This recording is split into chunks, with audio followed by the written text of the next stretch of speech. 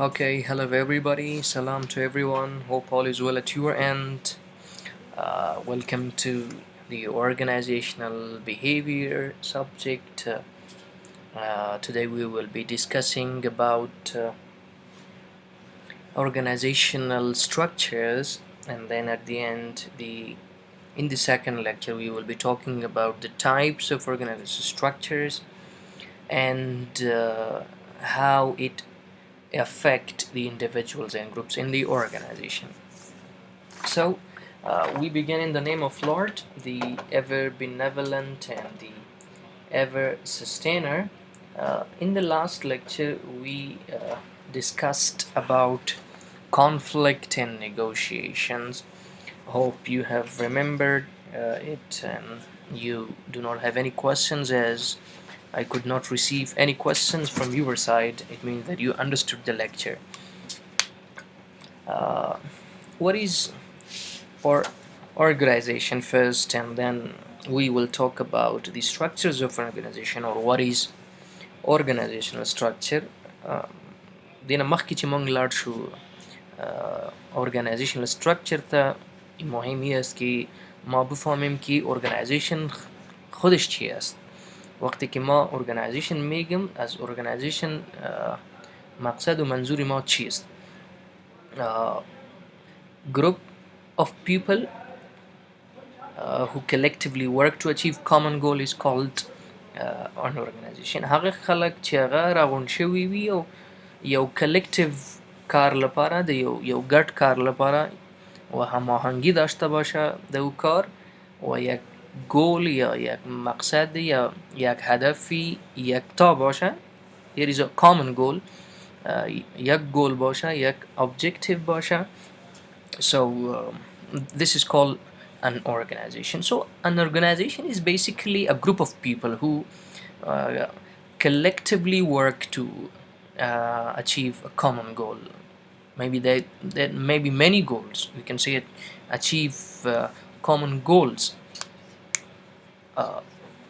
specific goals. Divisions of responsibilities under a ranking system is the backbone of any organization. In order to understand organization, we need to take a close look at the organizational structure, which will tell us how all members of the organization function in the organization. Every organization is comprised of people who run it. These people share common goals and common objectives. In order to achieve them, these people also share roles and responsibilities with each other. Everyone has a role in the organization. Everyone has his or her responsibility in the organization. So these roles and these responsibilities make the organization. Now, what is an organizational structure? An organizational structure is simply the pattern or network of division of these roles and responsibilities. We can say that the person has to perform which task is what the organizational structure explains. The structure depends upon the organization roles and the organizational responsibilities. An organizational structure is not an end, but it is the mean to an end. Members of an organization create just to achieve their common objectives and aims. When people divide responsibilities and coordinate with each other in the organization, it becomes easy to function.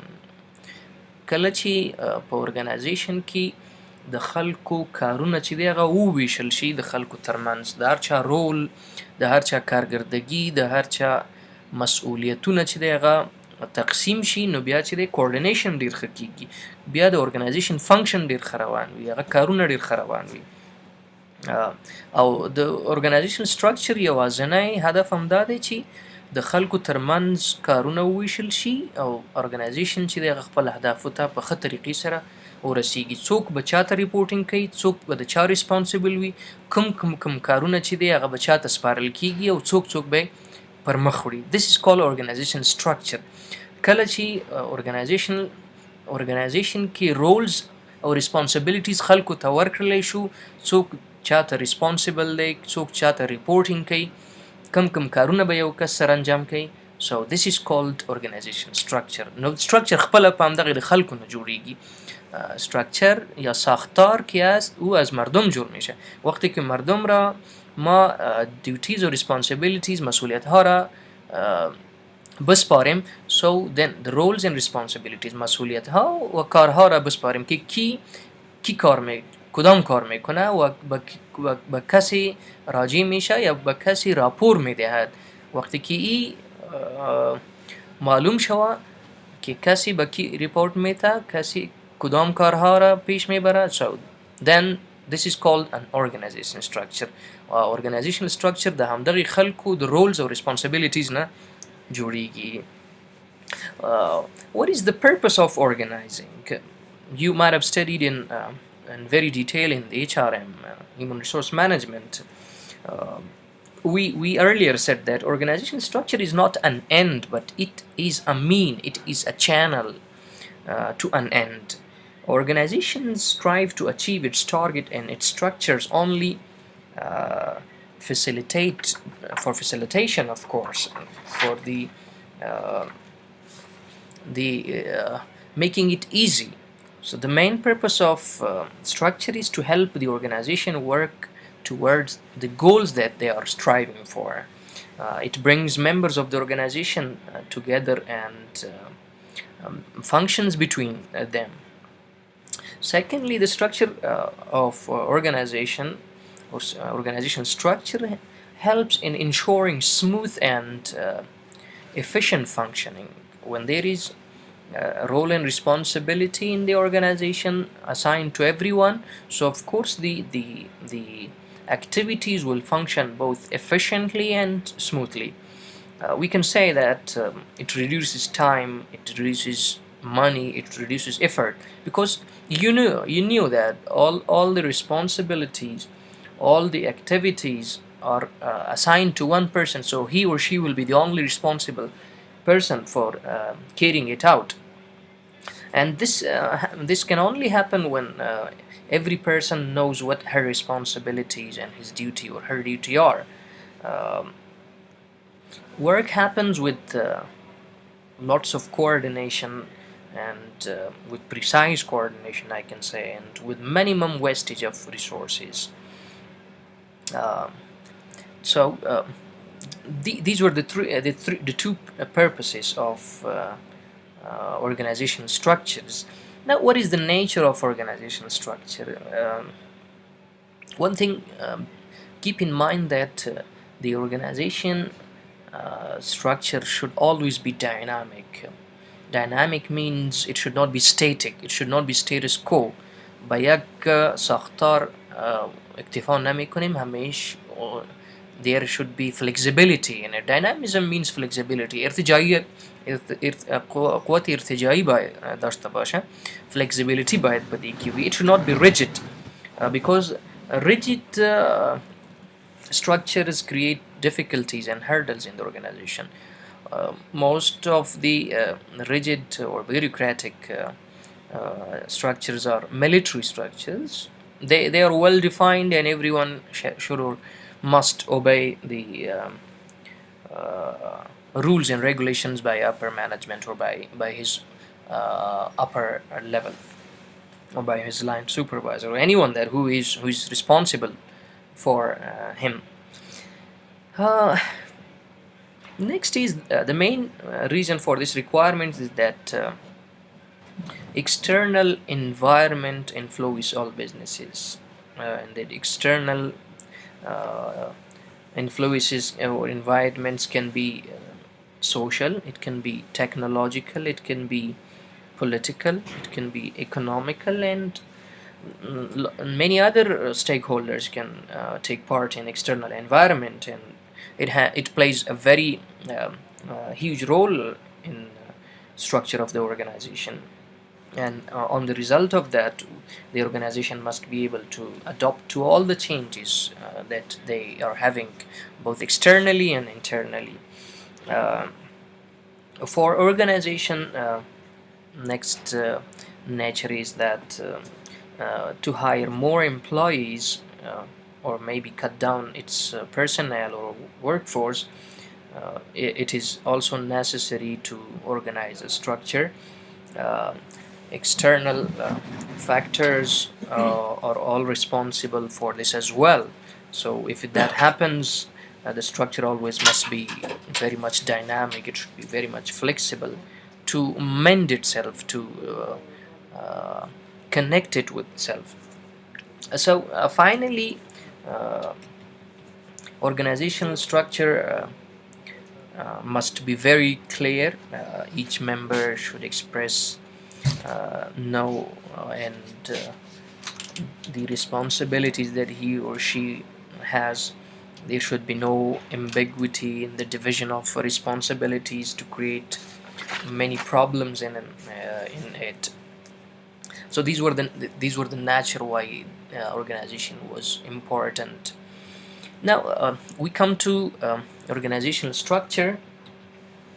Uh, we earlier said that organization structure is that how job tasks are formally divided, they are how much they are formally grouped or uh, coordinated. The key elements in the organization structure can be work specialization, departmentalization, chain of command, span of control, centralization, decentralization, and formalization. Now, the key elements can be three the most. We study here five, six, but we will study one by one later. But these can be the general three elements in the organization structure. They can be it designates formal reporting relationship, um, number of the levels in the hierarchy, how many levels we have, and the span of control, how much wide is it, groupings individuals into in the departments, and departmentalization, as here we studied department into the total organization. Design systems, effective communication shall be there. There should be coordination in the organization, integration across the departments. Now we will study one by one. uh, Organizational design means that it is the process by which managers create a specific type of organization structure and culture so that a company can operate in the most efficient and effective way. Organizational design माना دا د چې په organization structure کې مونږ داسې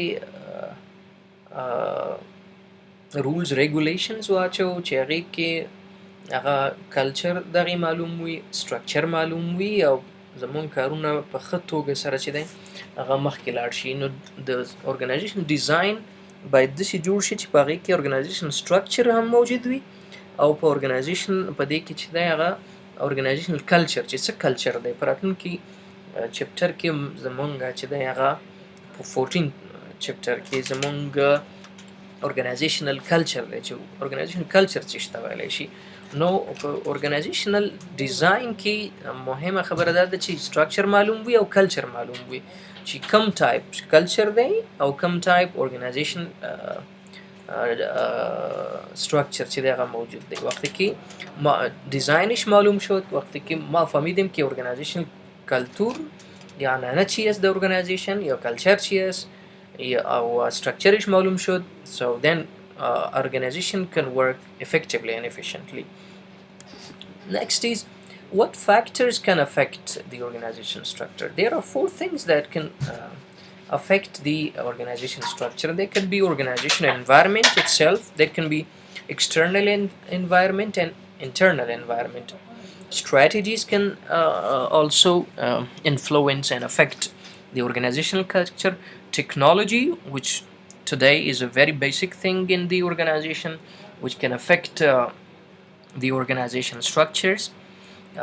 Next is human resource, which is the very utmost and very important factor in organization factor by which an organization itself made په کوم شایانو چې organization جوړ شوی دی نو هغه human resource دی نو د ټولو نه مهم چې دی هغه په دې کې human resource دی چې human resource کولای شي چې دی هغه افیکټ کی انفلوئنس کی په دغه باندې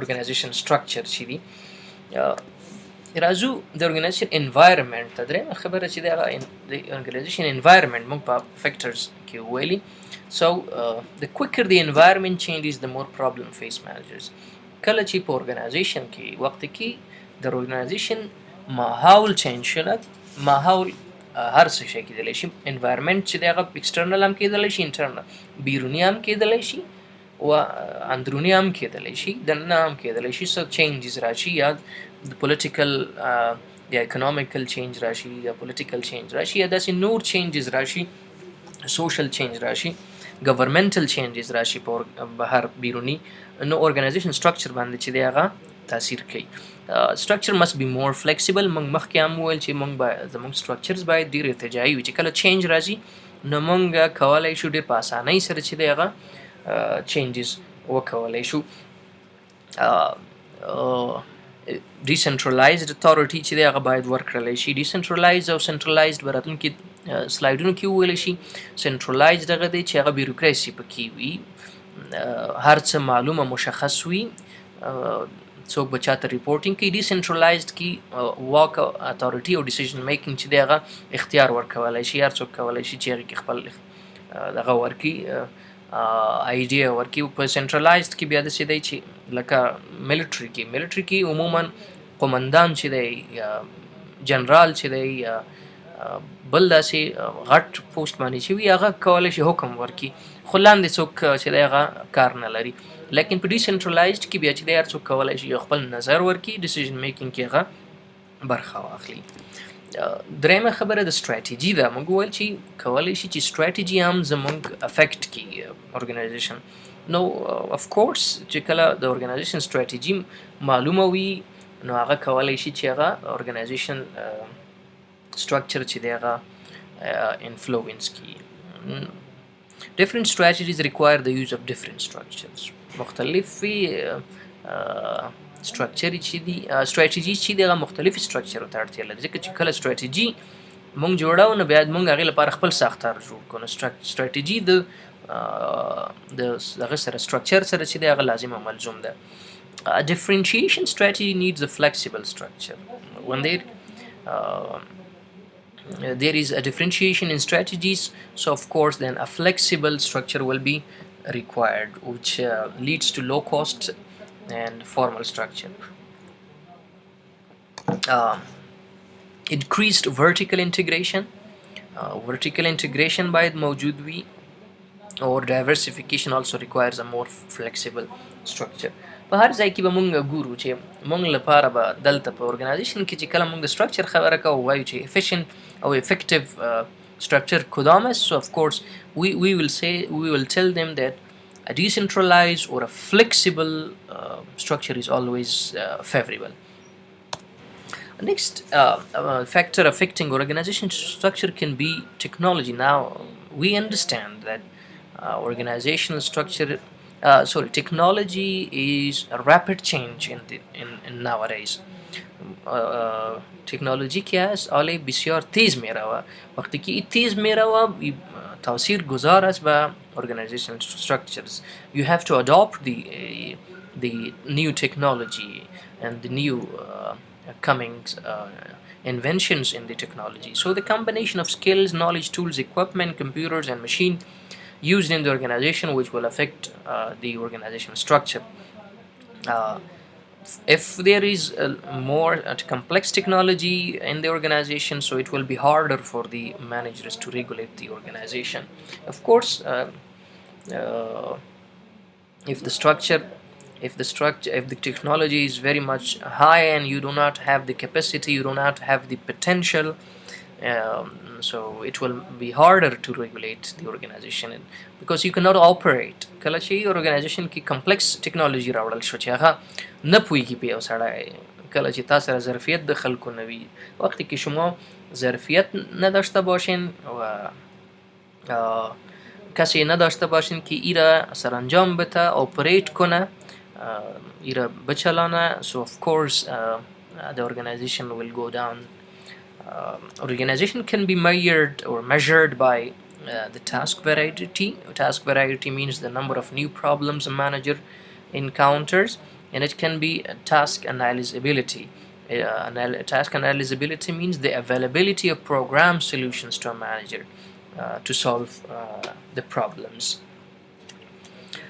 We earlier said that work specialization is also a key element in the organizational structure. What is itself work specialization? Work specialization, from the name we can understand that there is work and you are specialized in it. In the early 20th century, Henry Ford, who is the CEO of Ford Company, he became very much rich, and he was famous for his vehicles or motor cars. He firstly developed this work specialization where he assigned every worker a specific repetitive task. For example, one person would just put on the right front wheel and someone else would install the right front door. So by breaking jobs up into small standardized tasks which could be performed over and over again, so this is called work specialization. Ford was then able to produce cars at the rate of one every 10 seconds while using employees who had relatively limited skills. Ford company demonstrated that work can be performed more efficiently if employees are allowed to specialize. If they have specialty in one part of the task, so work can go and work can be performed well. The term work specialization, we use it for division of labor to describe the degree to which activities in the organizations are subdivided into different jobs or separate jobs. The essence of work specialization is that rather than an entire job being done by one individual, by one person, it is broken down into a number of steps, with each step being completed by a separate individual. So individuals specialize in doing part of an activity rather than the entire activity. Work specialization can makes efficient use of employees, increases the employee skills through repetition, because if one person performs one activity 100 times, of course he becomes specialized in it, and blindly he can operate that activity. So work specialization means works speciality. Less between job downtime increases productivity. Of course, when you are specialized in an activity, so productivity will be boosted and it will be increased. Specialized training is more efficient in work specialization, that you have to train them for long hours, and for a long time you have to train them. It allows use of specialized equipment. When someone becomes specialized in some activity, so he or she will be specialized, and they can use the special tools and equipments that they want. Earlier we said that if someone is not specialized in an activity, if the technology that we brought to the organization and someone doesn't know it, someone cannot understand it, someone doesn't know how to use it, so of course the equipment or the technology that you brought is just a waste. Now, the organizational environment can have some 3 or 4 other factors. That can be human resource. earlier we said that human resource can also be an affecting factor in organizational structure. So, highly skilled workers whose jobs require working in teams usually need a more flexible structure. If someone is specialized, expert in an activity, in doing a task, so of course he or she will need a more flexible structure than rigid structure. Uh, Higher skilled workers, for example, CPAs, and doctors often have internalized professional norms, and chartered accountants. Yes, CPA means chartered professional accountants. Internalized professional norms and the values. Uh, Managers must take into account all four factors in the organization, and the four factors can be strategy, technology, and human resource when designing the structure of the organization. When we are going to make uh, uh, an organizational design or an organizational structure, so the four factors that earlier we studied could be taken into account. If these are not taken into account, our structure is just a waste. It is just a bullshit, because we did not take in account in the environment of the organization, did not consider strategy, did not consider technology and the resources we have that can be human. Uh, the way an organization structure works depends on the choices managers makes about, and the choices can be how to group tasks into individual jobs, how to group jobs into functions and divisions, uh, how to allocate authority and coordinate functions and divisions, to whom should be authority given, and how to coordinate between the functions and the organizations. So these things will be kept in the account. Next is uh, departmentalization. Departmentalizations. Uh, Once you have divided jobs up through work specialization, you need to group these jobs together so that common tasks can be coordinated. Uh, the basis by which jobs are grouped together, of course, is called uh, departmentalization. The basis by which jobs are grouped, on the basis of what jobs are grouped. So this is called departmentalization, and the basis can be function. According to function, we make department. We group by the basis of product. We make a department by a geography. We make a department by a process. We make a department, and by customer we make the organization or the department. For example, a manufacturing uh, by function, how do we say? One of the most popular ways to group activities is by functions performed. The first one, a manufacturing manager might organize a plant, a machine, by separating engineering, accounting, manufacturing, personnel, and supply specialists into common departments. They will divide it by the functions, because accounting is another sorry uh, accounting is another department, manufacturing is another department, personnel or HR is another department, supply specialist is another department. So of course departmentalization by function can be used in all types of organization. Maybe that is service, maybe that is manufacturing, maybe that is another.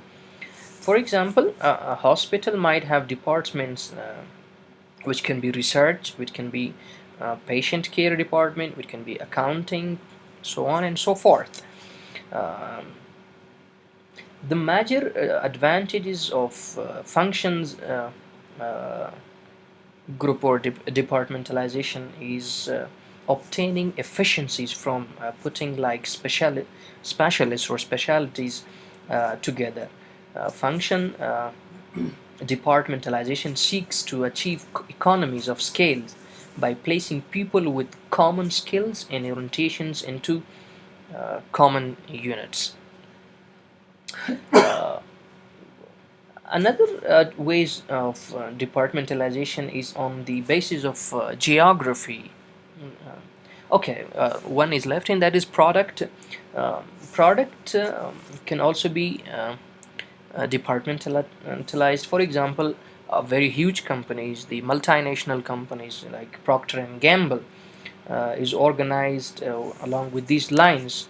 For example, the major products that they have is Tide, the Pampers, the Pringles, and other products is placed under the authority of an executive who has complete global responsibility for that product.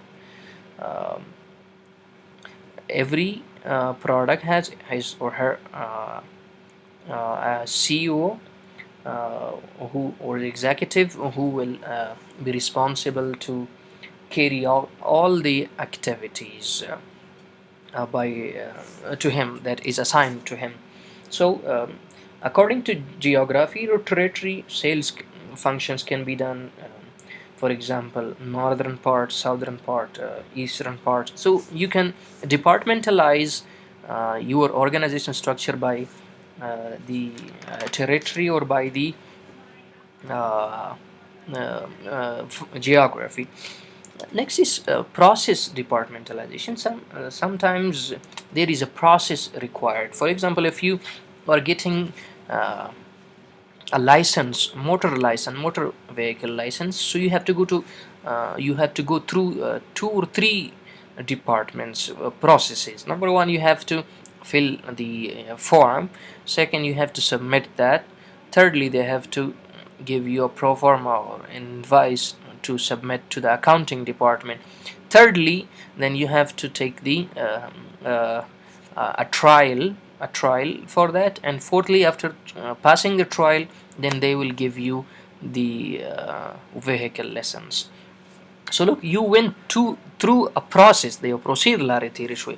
Yak puru as puru satir shaven ki. Yak waqti ki as puru satir mission. Every department has his or her own activities, and the uh, final category of departmentalization is to use all the particular type of customer the organization seeks to reach. For example, Microsoft is organized around four customer markets: consumers, large corporations, software developers, and small businesses. Look, they departmentalize to three or four departments. For example, for consumers, for individuals, they have their own department. For large corporations, large companies, they have another department. For software development, they have other department, and for small organizations or small businesses, they have other departments. Now, the next is chain of command. Uh, Chain of command concept was a basic cornerstone in the design of organization. Um, it has far less importance today in the organization, but contemporary managers should still consider its implications when they decide how best to structure the organization. The chain of command is an unbroken line of authority that extends from top of the organization to the lowest part of the organization. Uh, and it clarifies who reports to whom. Chain of command means who is authorized to do, from where should the authority, from where should the order come, and who should assign to carry out the activity. Simply, we say who reports to whom. Uh, it answers the questions as to whom do I go if I have a problem? If I have got a problem, to whom should I go? So, look, to whom should I report? To whom should I complain? And to whom am I responsible? Who should I respond? Am I responsible for all the employees in the organization, for all the executives, for all the departments, or no? Um, in chain of command, there are three things important in there: authority, chain of command, and unity of command, or uh, uh, authority and unity of command. Authority refers to the rights inherent in a managerial position to give orders and expect the orders to be obeyed.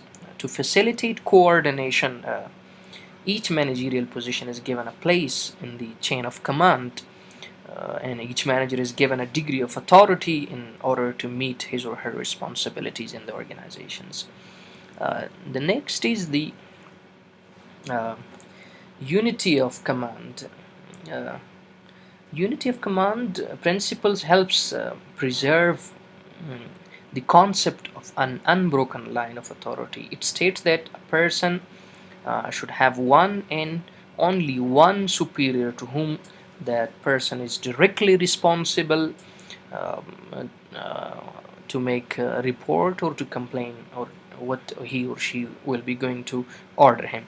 If the unity of command is broken, an employee might have to cope with conflicting demands or priorities from several superiors. Of course, if the unity of command broke, then the chain is broken, and the person will be haphazard in making decisions or carrying out the activity. Now, span of control. Span of control means that how many employees can a manager efficiently and effectively direct. Um, this question of span control is important because to a large degree it determines the number of levels and managers an organization has. All the things being equal, the wider or larger the span, the more efficient the organization will be. Uh, the, the number of subordinates that a manager can deal is called span of control. How many subordinates, how many employees can a manager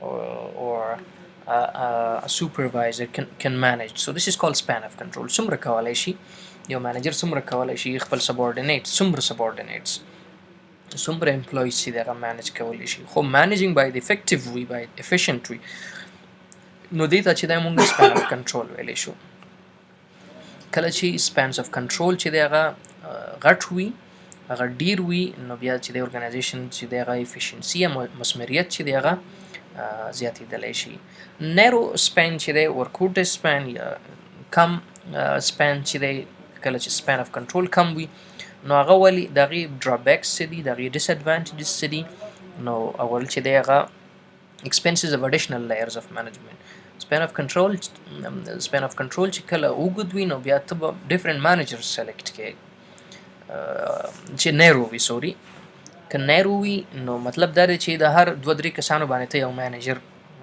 دغه کې سلیکټ کړې نو اف کورس ایکسپنسز د اضافه کیږي کله چې سپین اف کنټرول یو کس یو شل کسان مینیج کوي نو یو مینیجر ته به ته اضافي پیسې ورکړې کم دا شل کسان ته درې مینیجرز وساتي نو درې مینیجرز به چې دی هغه کاسټلی وي تاسو لپاره increase complexity of work vertical communication بیا به چې د کمیونیکیشن کې هم چې دی هغه کمپلیکسټي پیدا کېدلی شي ځکه چې کله یو ته ریپورټینګ کوي او همدا کس به چې دی هغه بیا درې کسانو ته ریپورټینګ کوي که همدغه څلور دا شل کسه چې دی مونږ د درې مینیجرانو لاس لاندې کیو نو درې مینیجرز پلس ون انذر مینیجر لاین مینیجر چې دی هغه ته ریپورټینګ کیږي نو ریپورټینګ کې یا کمیونیکیشن کې هم چې دی هغه سختوالی راځي او کمپلیکسټي راځي کنفلیکټس پکې راځي سوپرویژن چې دی هغه بیا اضافه کیږي ځکه چې په پنځو کسانو باندې یو مینیجر واچوي نو هغه به ټوله ورځ سر ته ستاسې ولاړ وي هغه به ستاسو کارونه ډېر زیات څاري هغه نو د هغې به انکریجمنټ نه کېږي په سر به دې ولاړ وي چې هغه پروډکټیویټي به هم چې دی هغه لوز کېدلی شي سنټرالایزیشن موږ مخکې خبره وکړله چې هغه ډیسنټرالایزیشن او فارملایزیشن چې دی هغه موږ لپاره یو فیکټر کېدلی شي In some organizations, only top managers make all the decisions. Lower managers very much lessly carry out top management's directives. At the extreme, there are organizations in which decision making is pushed down to the managers who are closest to the action. The former organizations are highly centralized. The previous organizations were very much formalized, and nowadays the organizations have been decentralized. The term centralization refers to the degree to which decision making is concentrated at a single point in the organization. Look, the degree to which a decision making is concentrated, focused at a single point in the organization. The concept includes only formal authority, that is, the rights inherent in one's position, someone who has a formal authority. So typically, it is said that if top management makes the organization's key decision with little or no input from lower level personnel, then the organization is centralized. If there is low level decision making concept and only the high level makes the decision, so this is called centralized uh, uh, organization or centralized structure. On the other hand, the more that lower level personnel provide input or are actually given the discretion to make decisions, the chance to make decisions, the more decentralization there is. Uh, Organization structure organized by centralization is an inherently different structure uh, from one that is decentralized. In a decentralized organization, action can be taken more quickly to solve problems.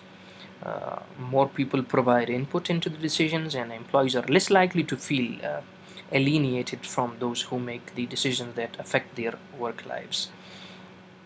Uh, Consistent with recent management efforts today in the organization to make organization more flexible and more responsive, uh, and today's trend has been changed to decentralizing, which is decision making should be done by lower, and there should be a part given to the lower level management. In large companies, lower level managers are closer to the action and typically have more detailed knowledge about the problems than the top managers. So when they have lots of knowledge about the problem, so of course they are the people who can give a good idea to the uh, upper management. So this is called centralization and decentralization. Now, what is formalization? Formalization refers to the degree to which jobs within an organization are standardized. If a job is highly formalized, then the job incumbent has a minimum amount of discretion over that to be done, when it is to be done and how it is to be done. He has very much low level of discretion, low level of chance. He knows that how it is to be done and uh, who is going to take it, or when it's how it is to be done and when it is to be done. Employees can be expected only to handle the same input exactly the same way as formally given to them the job description, which will result in a consistency and uniform output. Uh, the degree of formalization can vary in the organization. Um, Certain jobs, for instance, are well known to have little formalization, and some have very rigid formalization in the organization. They have, for example, military organizations have a strict and rigid rules and regulation, and they have one formalization: do, no, yes, no, do it, don't do it, yes or no. There is a formal standard assigned to them, and they will do it. Sometimes in organizations we have flexibility. So formalization, as I earlier said, that can be different and can be uh, the degree can be vary according to the organization. Now, why structures differ? Because of the technology, as earlier we said that it can affect it, uh, how an organization transfer its inputs into outputs, and the standardize or customize in activities, the routine technologies are associated with tall departmentalized structures, and there is formalization in the organization. uh, Routine technologies lead to centralization when there is low formalization in the organization, and non-routine technologies are associated with delegated decision authority. Environment can also be a factor that is differing our structures in the organization, institutions or forces outside the organization that potentially affect the organizational performance.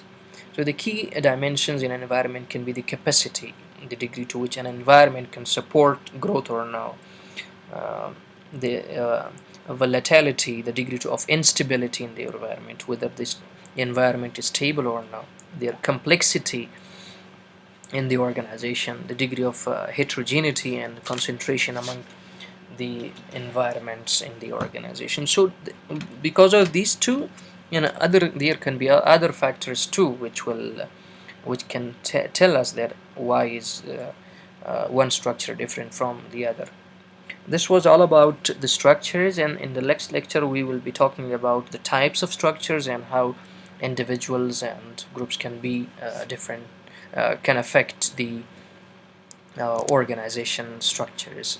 So if you have got any questions in this lecture, please let me know by texting to WhatsApp or leaving a message in the LMS. Thank you very much. Stay blessed. Allah Hafiz.